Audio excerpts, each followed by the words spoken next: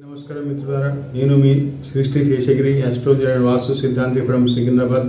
నేను ఈరోజు మీ ముందుకి ఆగస్ట్ వృషభ రాశి మాసాలు చెప్తున్నాను. ఈ ఆగస్టులో వృషభ రాశి వారికి శని కొంత ప్రతికూలమైనాడు. చేసే వృత్తి వ్యాపారాల్లో కొన్ని ఆటంకాలు ఎదురవుతాయి.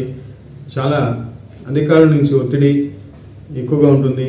స్థాన మార్పు, స్థానచలనం ఉంటాయి. ఉద్యోగులకి చాలా ఒత్తిడి ఉంటుంది. పనిలో భారం ఎక్కువగా ఉంటుంది. టెన్షన్స్ ఎక్కువగా ఉంటాయి.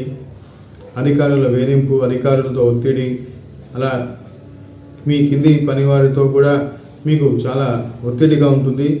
అనుకున్న పనులు అనుకున్న సమయానికి జరగక చాలా అలజడి, ఆందోళనతో ఈ మాసం మీకు వృత్తిరీత్యా అనేక సమస్యలు ఎదురయ్యే అవకాశాలు ఎక్కువగా ఉన్నాయి. అలాగే మీకు ఈ గురుబలం, శుక్రబలం ఎక్కువగా ఉండడం వల్ల ఈ మాసం మీరు ఎక్కువగా శుభకార్యాలలో పాల్గొనడం, విందు వినోదాల్లో పాల్గొనడం, నూతన వస్త్ర వాహనాలు కొనుగోలు చేయడం, శుభకార్య ప్రయత్నాలలో విజయం సాధించడం, అలాగే ఇంట్లో శుభకార్యాలు నిర్వహించడం, ఇక మృష్టాన్న భోజనం, ఈ విధమైన బంగారం కొనుగోలు చేయడం, వెండి కొనుగోలు చేయడం, విలువైన రత్నాభరణాలు కొనుగోలు చేయడం, ఈ విధంగా ఈ మాసం ఈ వృషభ రాశి వారికి అయితే గడిచిపోతుంటుంది ఉత్సాహంగా, ఉల్లాసంగా. ఇక వీరికి